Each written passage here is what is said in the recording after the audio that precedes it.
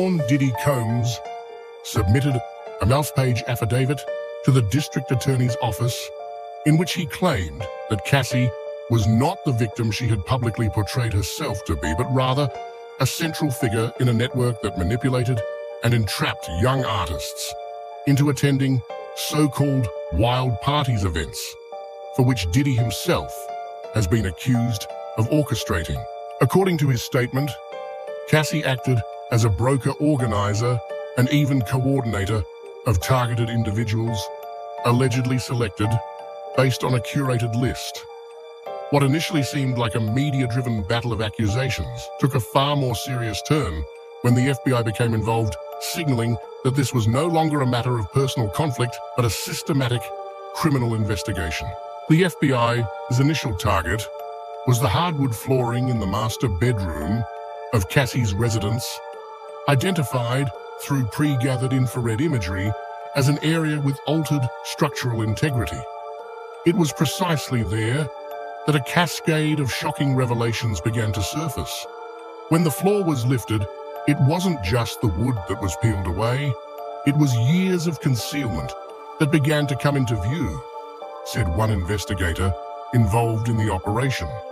Speaking anonymously to the press, this was no longer a single-party accusation. What lay beneath that wooden floor could entirely alter the trajectory of the case and raise a critical question. Was Cassie a victim or a key player in a hidden network of power? 1. Diddy counter-accuses Cassie. Shortly after news broke about the FBI raid on Cassie's residence, many believed it was a major step toward uncovering the alleged misconduct Diddy had been accused of over the past decade. However, just hours later, the narrative began to shift.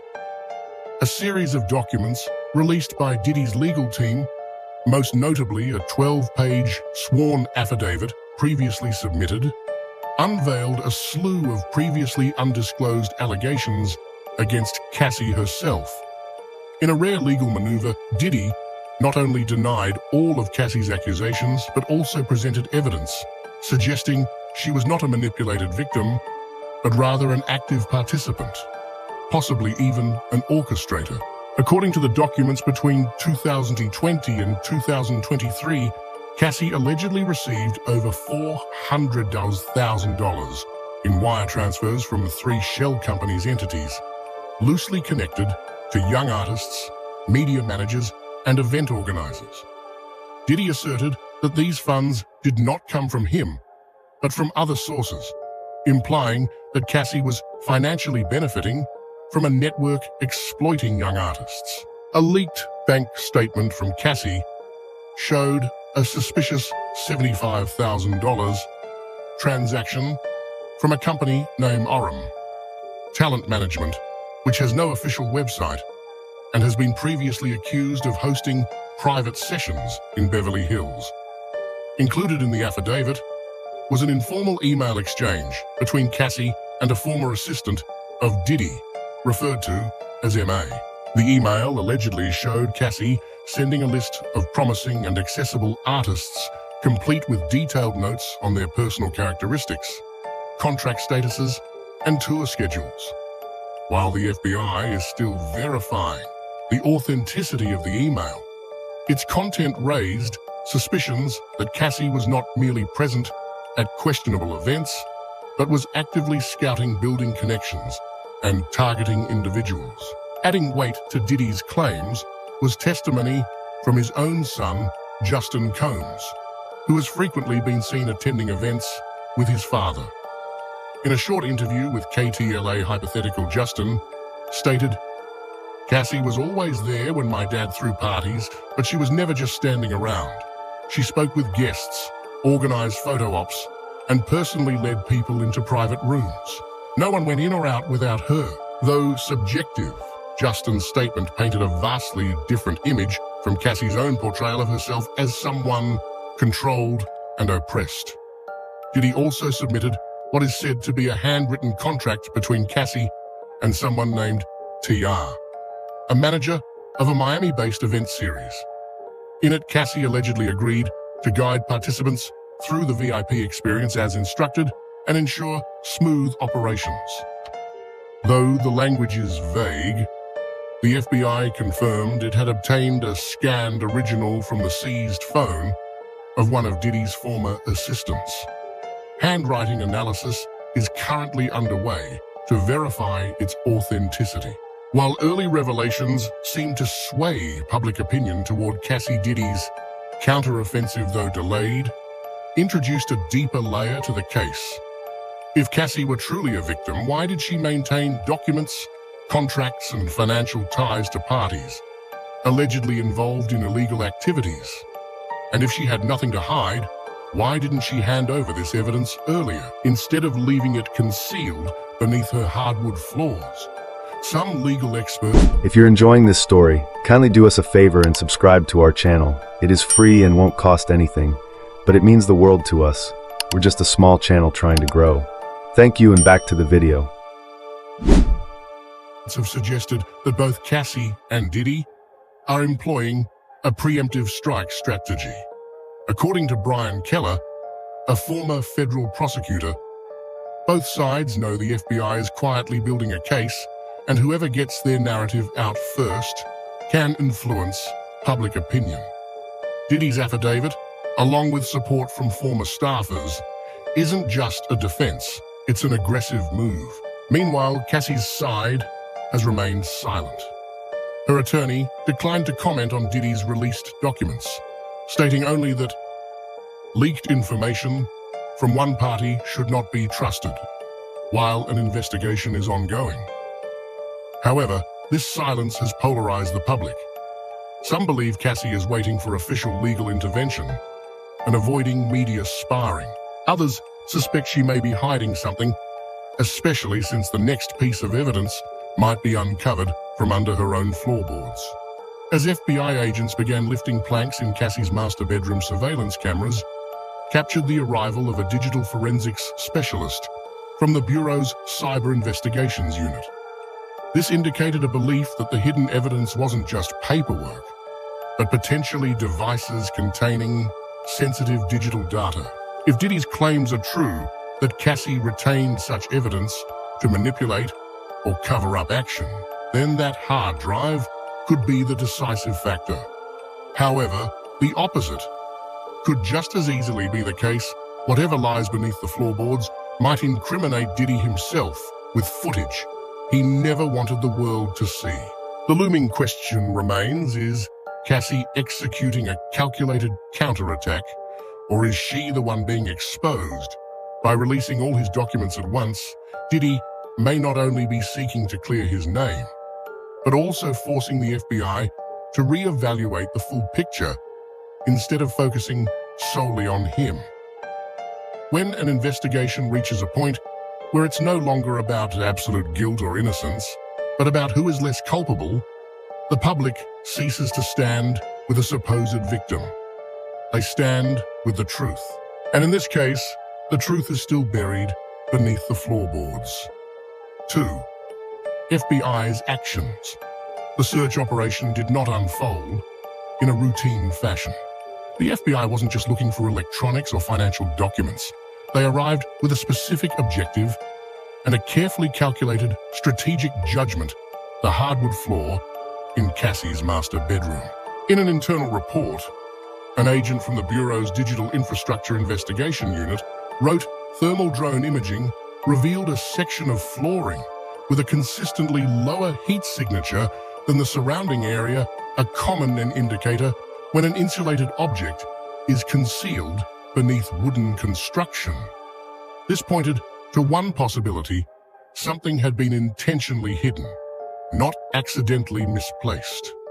After scanning the area with floor-penetrating sensors, the FBI identified a roughly 1.2 by 1.5 meter section near the closet with irregular structural reinforcement.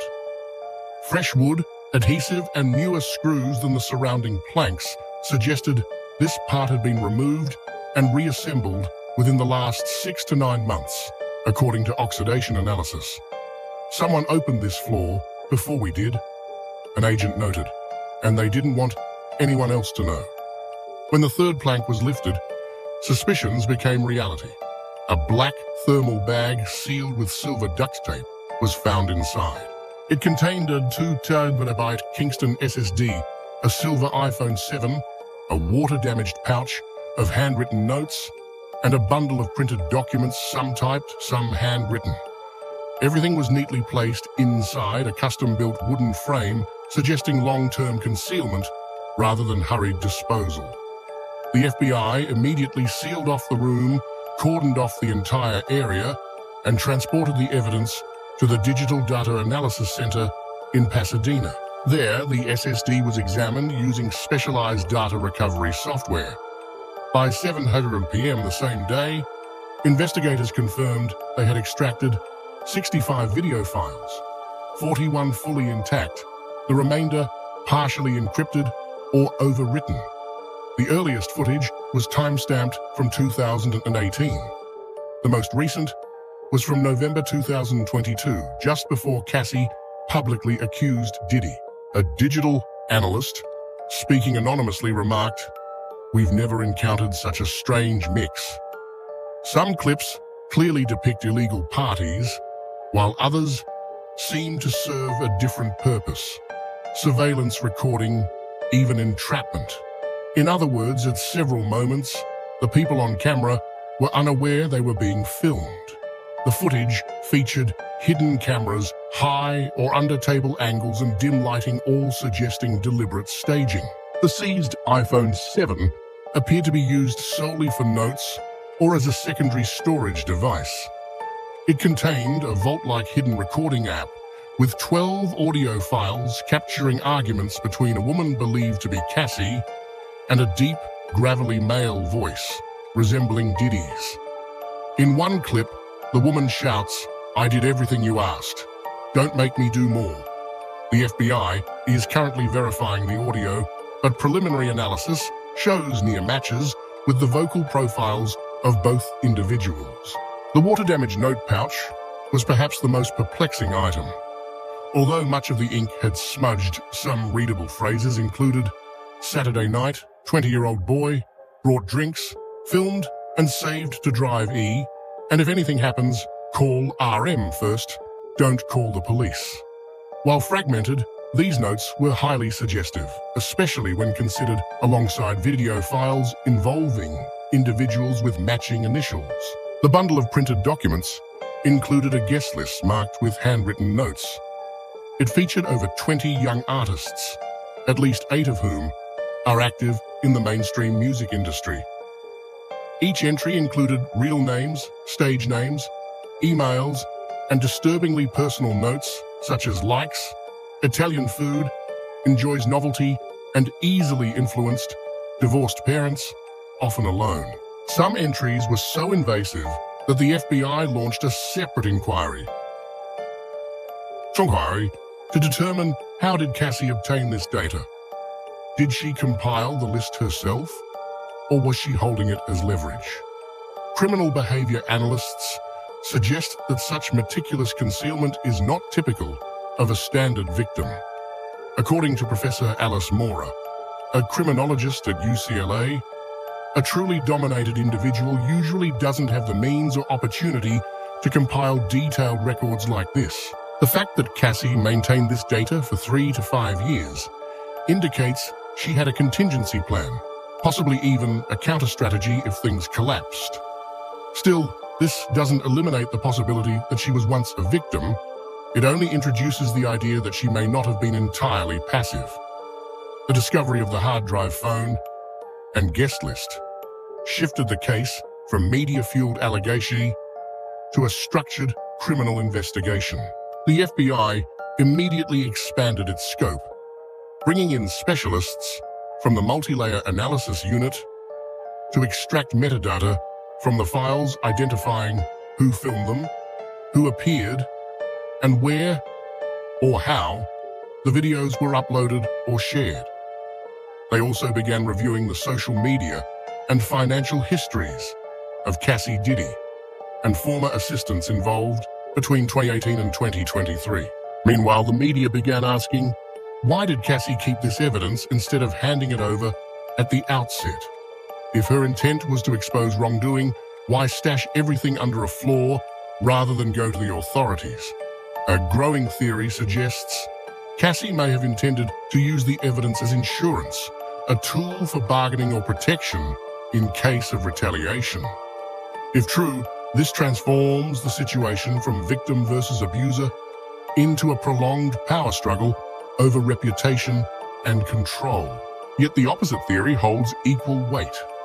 Some investigators believe Cassie gathered the evidence in preparation for the day she would go public, and that the hidden floorboard was simply the safest place she could find. When you're being watched, threatened, and set up, you can't just walk into a police station with evidence an anonymous attorney noted, "First you survive." This point marked a shift in the investigation from inquiry to forensic breakdown. The newly uncovered evidence does not just illustrate a timeline of events, it may clarify the true role each person played in them.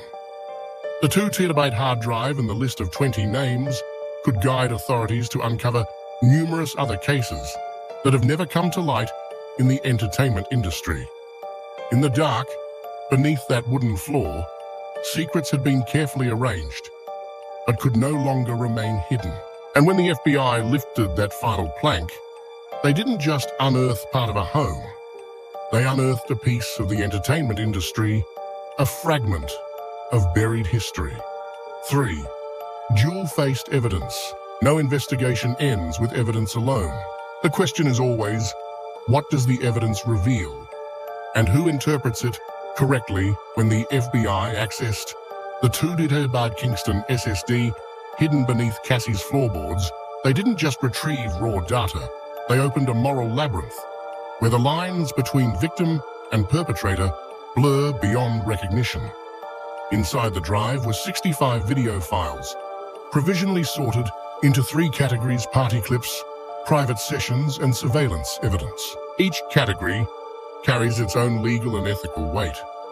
The first group, party clips, made up about 50% of the content. These are videos lasting between 8 and 30 minutes depicting parties hosted at villas, penthouses, and yachts, locations that match where Diddy is known to have held private events between 2018 and 2022.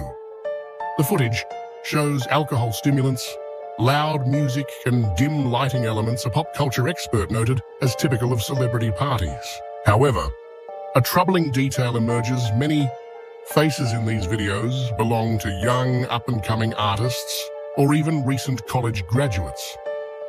Several clips show these individuals being persistently offered drinks, then led into private areas where the camera doesn't follow. Cassie appears in at least 9 of the first 17 clips, primarily acting as a coordinator, greeting guests, chatting briefly with new artists, and escorting them to VIP sections. Some clips show her standing beside Diddy, exchanging glances or subtle nods, raising questions about mutual understanding or assigned roles. Yet in a video dated June 12, 2021, Cassie is secretly filmed in a bathroom speaking urgently on the phone. "I brought him in. Please, don't make me go back." That brief sentence, laden with tension, suggests she may have been operating under pressure. The second group, private sessions, is smaller in number, but far heavier in implication. These are clips shot in dimly lit rooms from high angles with no indication that the subjects were aware of the recording. Some show consensual intimacy between adults, but complications arise when certain individuals appear disoriented or semi-conscious. At least 3 videos contain abrupt skips or fast-forwarded segments, prompting investigators to suspect editing or concealed acts. One particularly disturbing video corresponds to the date when a female artist identified as LM was hospitalized unconscious, a case later reported as alcohol poisoning. Cassie's presence in these videos is minimal. She appears only twice. In one dated March 2020, she walks past the camera holding a glass of wine and calls someone named Jay outside, returning 3 minutes later. Diddy doesn't appear on camera in this group, but a deep male voice believed to be his is heard off camera in 2 of the recordings. The FBI is comparing the voice to archived samples to determine if Diddy was present or supervising these events. The third category, surveillance evidence, delivered the most shocking revelations. These are covert recordings targeting Cassie and Diddy during private conversations. Crucially, neither Cassie nor Diddy appear to be the ones behind the camera. Someone else was filming. In one 14-minute clip, Cassie is seen in a bedroom backing up files to a USB stick while crying. Her voice cracks. "If I get caught, there won't be another chance. But I can't keep doing this." This footage paints a darker picture. Cassie wasn't collecting evidence to immediately report she was trying to survive. She archived videos, hid the hard drive, and possibly tried to negotiate with it. Why then was the drive still there? The strongest theory is that her plan was interrupted, or she became too afraid once she realized someone else was watching her too. An FBI voice analysis team reviewed a recorded conversation between Cassie and an unidentified man. The voice doesn't match Diddy's, but the words are chillingly clear. "You have 2 choices. Disappear or hand it over. But if I go down, I'm taking you with me." This sounds like a threat from someone who may have helped her record footage, or perhaps someone she recorded. As investigators work to map the relationships across the clips, one central question haunts the case. Whose hard drive is it really? Its presence in Cassie's home implies her ownership. But if someone else filmed, edited, and even gave it to her for safekeeping, then she may only be a keeper of the key, not its creator. Identifying who produced the videos will be crucial in determining legal responsibility. Was Cassie an active player or a coerced custodian? Prosecutors are also scrutinizing the timeline. Why does the footage stop in November 2022, almost exactly when Cassie began negotiating to leave Diddy's circle and withdraw from showbiz? A compelling theory: she once intended to use the footage as a final weapon, to barter silence for freedom. But something changed. That may explain why the hard drive remained buried until May 2025.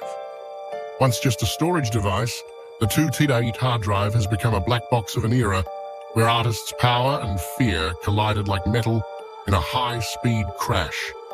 The clips neither fully incriminate Diddy nor completely exonerate Cassie. As one analyst put it, both are involved. But who manipulated whom and who was manipulated longer is yet to be seen. What is clear is that the drive has upended the public's initial perception. Where once there was sympathy for Cassie as a victim, the narrative now reveals a multi-layered framework where individuals can be both harmed and harmful at once. A cycle of abuse, not on the streets, but behind the glow of penthouses, masked by music liquor and whispered promises.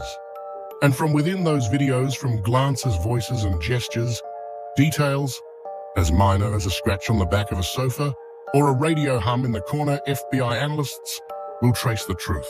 Sometimes truth doesn't come from a confession, but from the details people forget, thinking no one is watching. 4. Discovery of a secret document. Among the evidence retrieved from beneath the hardwood floor of Cassie's apartment was a small, water-stained, yellowing stack of papers. It wasn't bound or paginated, merely held together by 2 rusting staples. What stood out immediately was the handwritten title on the first page memo, The Seventh Night. The FBI quickly digitized the file into their system, assigning it case number C21.7N, and created a separate category for it, deeming the content to be subjective in nature, more akin to a psychological journal than a legal report. All indications suggest this was a personal memo written by Cassie, describing a specific night, the 7th night of November 2019. This coincides with a well-documented party held at Diddy's Holmby Hills mansion. At the time, numerous industry figures had posted check-ins and photos from the event on social media, including 3 rising pop singers, an 18-year-old model, and at least 2 DJs affiliated with Bad Boy Records. But Cassie's account offers a vastly different perspective from inside the event. The memo opens with stark clarity. I was called 3 days in advance. The only order: prepare everything for a special connection. No suspicion. No one too drunk, but soft enough to not remember the next morning. The language is plain, stripped of embellishment. No analysis, no justification, just emotions and instructions. The FBI categorized this as a behavioral journal, the kind of writing where the author tracks their steps as a form of internal regulation. On the following page, Cassie names someone initialed JC, believed to be a young artist, once mentored by Diddy.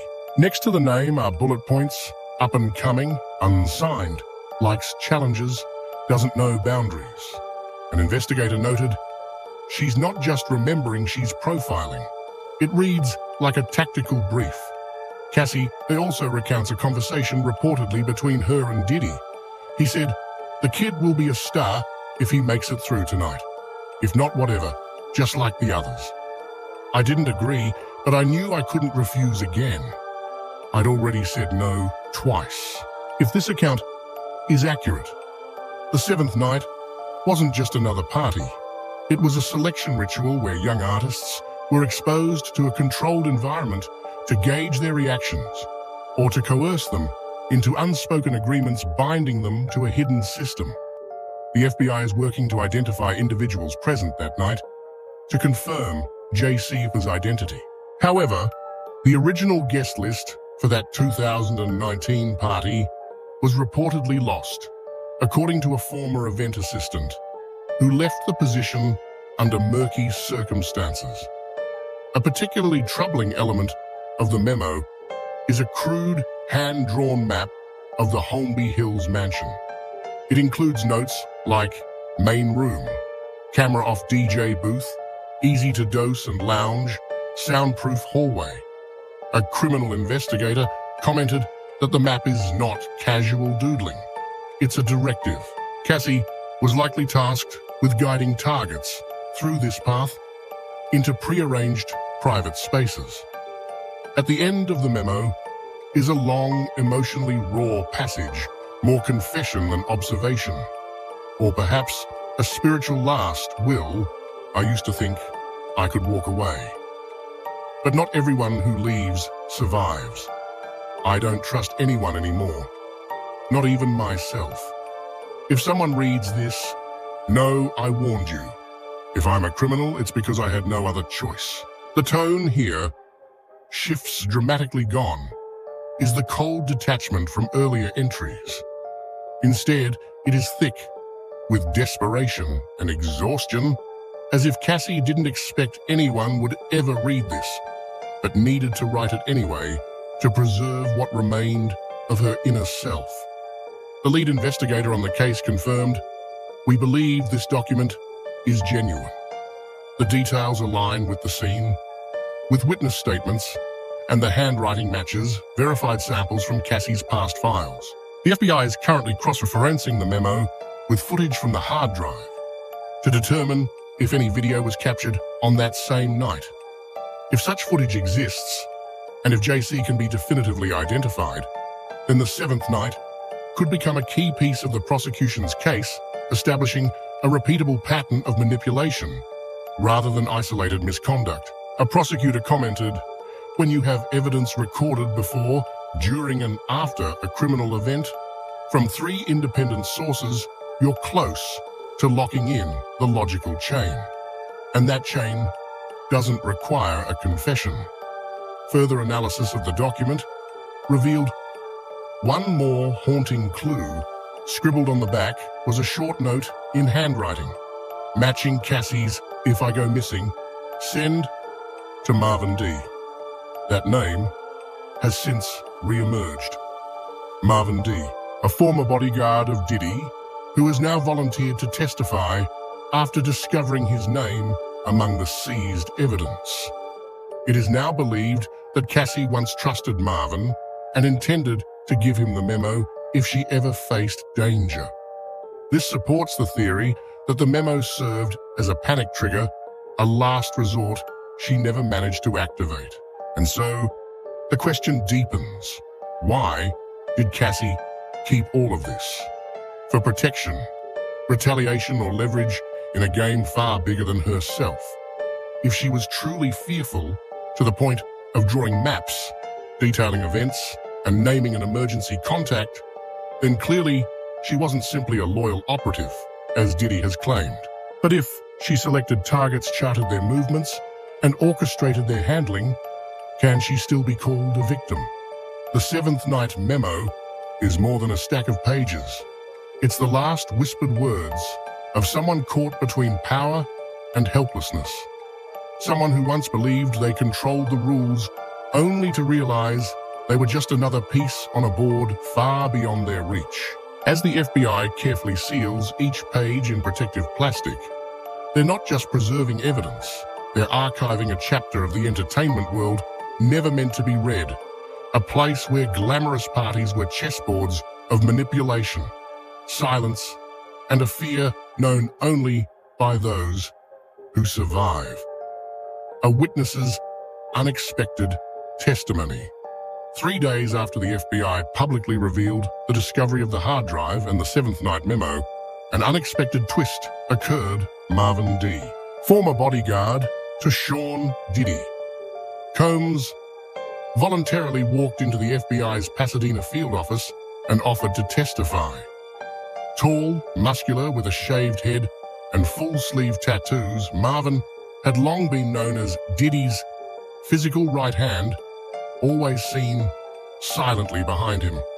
At events, never giving interviews, never appearing in the media, and never previously involved in any allegations. Marvin's sudden appearance sent shockwaves through the case, especially when he declared, "I saw my name in the document Cassie hid. I knew it was a signal, and I can't stay silent anymore." The interrogation lasted 8 hours, conducted by 3 federal investigators, 2 behavioral analysts, and a federal attorney.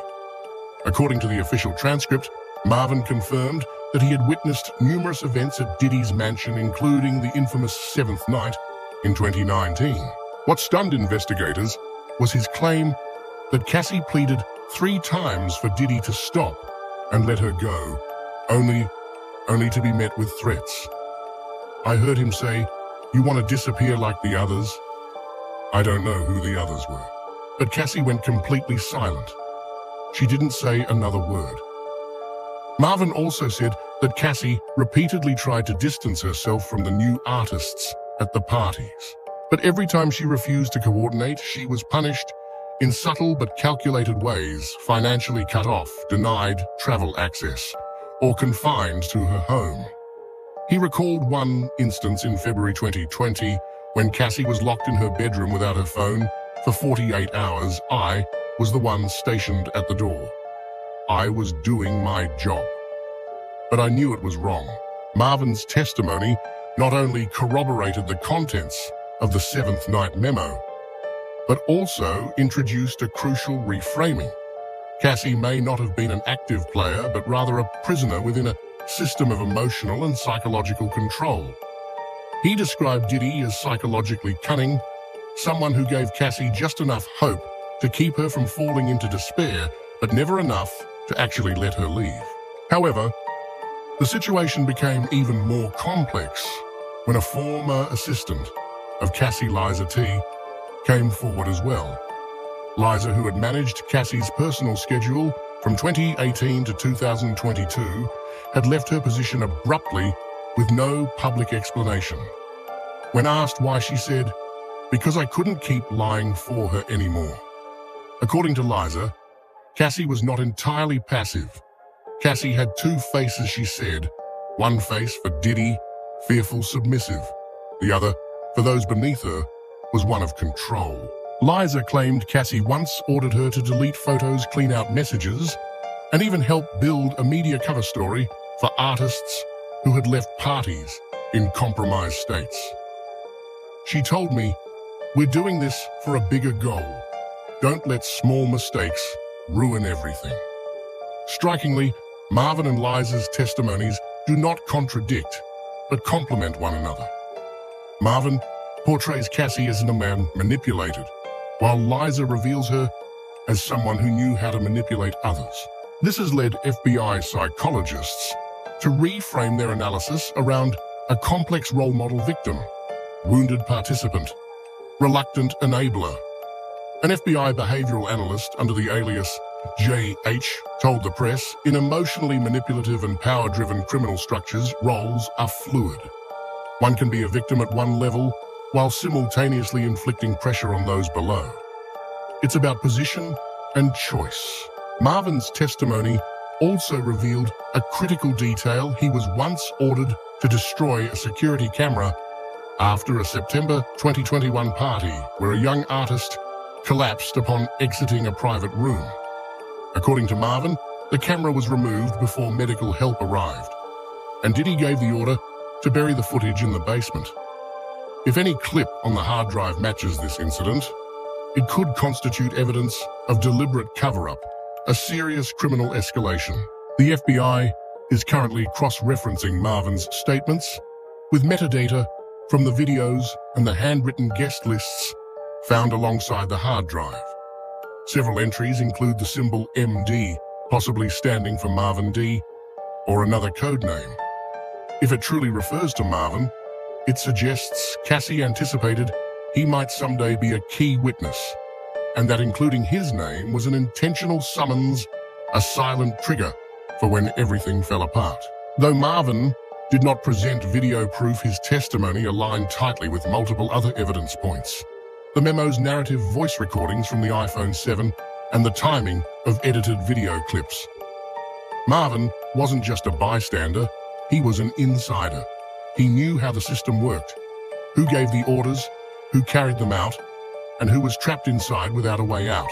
Following his testimony, the FBI placed Marvin under Tier 2, protected witness status, meaning his identity and location are now safeguarded, and he has been relocated to a secure facility during the ongoing investigation.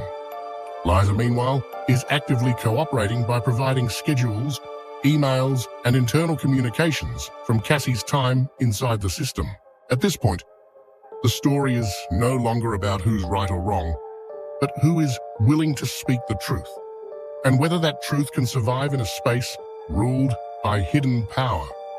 Marvin's testimony is a turning point, ushering in a new phase of the investigation, one that traces intense strategy and manipulation from Diddy to Cassie and to the others still hiding in the shadows.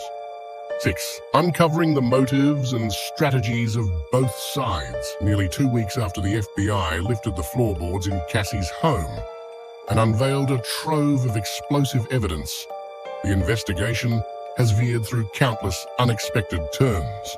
But now, a core question emerges with growing clarity. Why did all of this surface now? What compelled Cassie to preserve such damning material for years? And why did Diddy strike first with a counter-lawsuit? The answers may not lie solely in the evidence, but in the behavioral strategies employed by both sides. For Cassie, this was never just a narrative of endurance. A woman who once loved was abused and broke away. It now appears to be the result of a meticulously prepared exit strategy. Her quiet departure from the spotlight in 2022 was devoid of fanfare, no press conference, no interviews. Notably, that timeline matches the last timestamp on the videos from the hard drive, November 2022. A media strategy analyst commented, "That wasn't a random withdrawal. That was a strategic retreat." Cassie may have recognized that continued involvement would mean being swallowed by the system. The act of hiding the hard drive and memo beneath the floor wasn't necessarily about concealing criminal activity. It may have signaled her unreadiness to expose everything. And that hesitation may have been her biggest vulnerability. A former forensic inspector explained keeping evidence without reporting it could legally make you an accomplice. But if the reason is fear, then it reflects a victim under threat. That razor-thin distinction could define her fate. Diddy, conversely, took the offensive. Filing a counter-lawsuit against Cassie wasn't just a defensive move, it was an aggressive communications strategy designed to seize narrative control before formal indictments or media fallout. It echoes the counter-strike doctrine in politics, launching a fresh allegation to neutralize or dilute existing ones. The result, media discourse shifted from Diddy, accused of sexual assault, to a conflict between two flawed parties. A high-profile attorney who has handled celebrity crime cases bluntly put it, if he hadn't done that, the story would have been a one-way conviction in the court of public opinion. Diddy didn't win, but he flipped the stage. From criminal to potential victim of a setup. More significantly, Diddy's release of financial documents, leaked emails, and even a statement from his son, Justin Combs, suggests that he didn't merely want to discredit Cassie, he wanted to collapse her entire media strategy. He forced the public to ask uncomfortable questions. If Cassie was a victim, why did she accept money? Why did she keep a list of artists? Why stay silent for so long? Diddy didn't need to prove innocence. He only needed to plant enough doubt. Meanwhile, Cassie was not simply preyed upon. The video evidence, the seventh night memo, and her connections with insiders like Marvin D and Liza T show that she had a long-game strategy, just not one-timed perfectly. An investigative analyst observed, Cassie didn't wait for the FBI. She knew they were coming. The problem was she lost control of the clock. A third theory, one that blames neither party exclusively, suggests that both were forced to show their cards prematurely, possibly due to emerging witnesses or data leaks that spiraled out of control.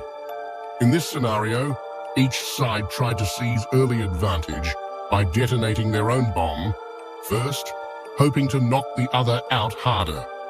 Outside the courtroom, the media war raged on. A Twitter X analysis revealed that the hashtag #CassieVictim was used over 230,000 times in the first 72 hours after the FBI released footage of the floorboards. But after Diddy's affidavit and banking documents were made public, the hashtag #WhoIsTheRealVictim surged to 310,000 mentions in the same window. Public opinion fractured one side, viewing Cassie as a long-suffering abuse survivor, the other branding her as a calculated accomplice. The FBI is also investigating the existence of a non-disclosure agreement, NDA, reportedly signed between the two in 2020, which Cassie may have violated when she began working with investigative journalists in early 2023. If verified, this could explain Diddy's aggressive response, marking the point where he lost control over the narrative. A lawyer familiar with similar cases noted NDAs don't shield criminal acts, but when the person violating the NDA is also the keeper of the evidence, retaliation becomes legal strategy. That's where we are now. One cannot dismiss the possibility that Diddy already knew about the hard drive, or even tried to retrieve it. A seemingly minor but significant clue, metadata from the recovered iPhone, shows a GPS ping in December 2022 that matches the location of Diddy's private vehicle mere weeks after the last video on the drive was created. This raises the chilling possibility. Did Diddy already know what Cassie had, and was his 2025 lawsuit a pre-planned strike 2 years in the making? No matter which theory holds true, this is clearly not a spontaneous emotional eruption. This is a chess match of media evidence, strategy, and law. Years in the making, with both sides maintaining archives, witnesses, and tactical playbooks. Neither Cassie nor Diddy is completely innocent, but one may have acted to survive, while the other acted to evade Perhaps Cassie was abused and later chose survival by playing the system. Perhaps she once believed guiding new artists into the machine would protect her place within it until it spun out of her control. As for Diddy, years of power and silence from the industry may have convinced him he was untouchable, until the quietest person finally spoke up. In the end, this is no longer just about a hard drive, a memo, or a floorboard. It is a story about a system that ran on silence, on the currency of fear, and on the glossy veneer of fame. This case may end in court, or it may not, but its aftermath has already forced the entertainment world to confront itself. Is silence still a viable option when the truth is waiting beneath the next floorboard? The truth remains unresolved. But one thing is certain: power can cover everything except the courage to lift the floor.